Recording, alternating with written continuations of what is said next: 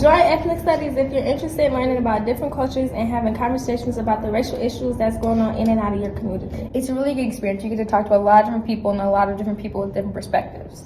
You get to watch movies and talk about them, and then talk about a bunch of other problems and scenarios. This is also a student-led class, so you decide what you want to learn in the classroom. The conversations And also how you want to learn it. the conversations we have in this class, we don't have in a lot of other ones. Join ethnic studies! Can you name another queer protest besides Stonewall? No. True or false? One of the first court cases in Minnesota was about a trans man. I'm gonna say true. So, which U.S. president was most likely a homosexual? I'm gonna go with Abraham Lincoln because in my heart he was a gay man. Do you know why the letter L is first in LGBTQ? I think it's because during the AIDS epidemic, the lesbians helped with them and they did really cool things. Hey, Greta, why do these things matter? They matter because these are important things in queer history, and everybody should be included in our history books. So, what is this class about then? This is our gender and sexuality studies taught by Mr. Ursa in room number 4 here in the basement. We'll be learning about gender, sexuality, and different queer activism. This will be a welcoming space for everybody. It's called Gender and Sexuality Studies, a one-semester elect. I started this class because I saw a need. My students in my race and identity class, anytime we did a lesson about LGBTQ plus history or even women's rights, it was the thing they knew the least about. And so this class seeks to fill in that gap. But it does it in this sort of fun, relaxed environment where we're all working together as a team and just trying to learn more about this.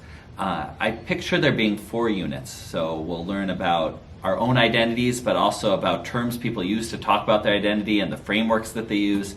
I'm really looking forward to the second unit, which will be all about history. And so that's where everybody is saying they don't know much about LGBTQ plus history. We'll look at Stonewall, but we'll also look at the Compton's cafeteria riot, which you might not have heard of. Or we'll look at Harvey Milk, but we might also look at Christine Jorgensen. We'll even find out about 2 Minnesota people that you should know, Joseph Labdell and Cece McDonald.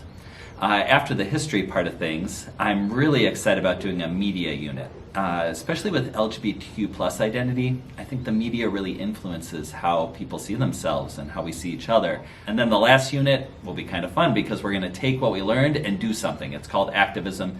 We're going to find a way to teach this to some other people. And so I hope you'll come join me. The class is fairly new, so it'll be fun to see and create it together, and I'll be learning with you. Global Politics is a social studies elective that can be taken in 11th or 12th grade. This class draws on a variety of disciplines in social sciences and the humanities. Students learn about political concepts through real-world examples and case studies. My favorite thing about this class is we're learning about a lot more recent issues, usually in the past 20 years instead of just the past couple hundred. My favorite thing about this class is that we get a lot of independent work time, and Mr. Scanlon is really good at explaining projects and concepts. Hi, I'm Jane, I'm Leo. and last year we both took Global Wars with Miss Sykes. And now we're in HL History of the Americas with Romo. Yep. I'm Annie, and I took Rights and Protests last year, and now I'm in Romo's HL History of the Americas. We learn about South American and North American history from pre-colonization to now. You get to read all of these amazing, fun books. And annotate. Let's hear from some other students in the class. Kate, what do you think about HL history? You get to learn fun things and cool stuff. Prepares you for college. Bye! We hope you take this class. Charlie, there's this really cool class that I think you'd be really interested in because you're really interested in a lot of the more basic and complex questions about the world. That's true. What's it called? It's called philosophy. It's a 1 semester long class that Mr. Romo is teaching. Wow, what are you doing it? You learn about ethics and philosophy, which are 2 different subjects about the more basic and complex issues in the world, like the nature of reality and the nature of morality, or what a political state should look like. That sounds so cool. What are some examples of things we look at? Well, we look a little bit at different philosophical thinkers and speakers throughout the world. You learn a lot of the basic overviews of philosophy, like Plato or Aristotle, and you get to just learn a lot about the world with that. Wow, that sounds so fun. I'll definitely be signing up for that class.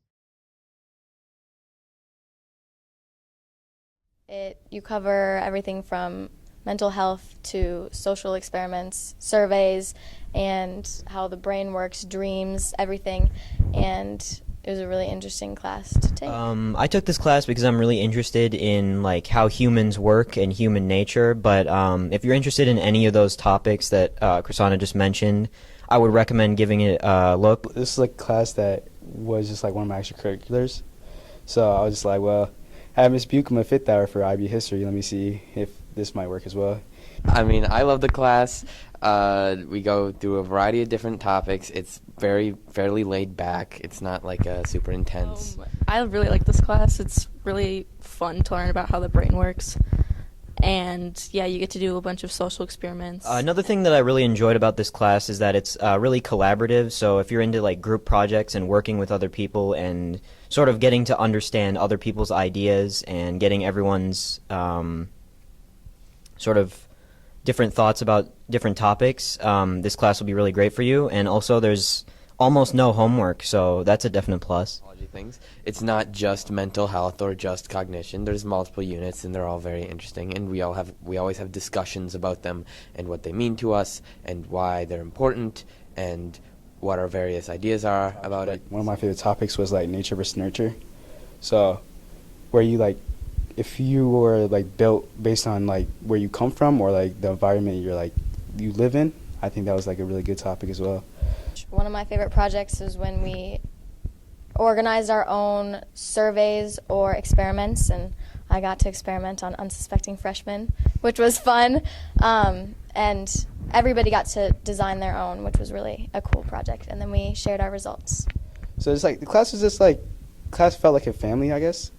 We could just like talk like and be open with each other. Like, that was like one of my favorite parts about that.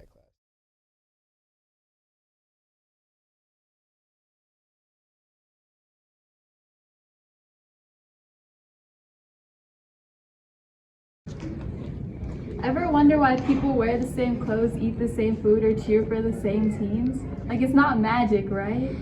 What? You think we're all just programmed robots? Not robots, but patterns. That's the beauty of it. Sociology doesn't judge, it just asks questions. Like, why do you wear that old band tee every day? And it's just like a reminder, I guess, of who I was and who I want to be. Sociology, unraveling the human puzzle one story at a time.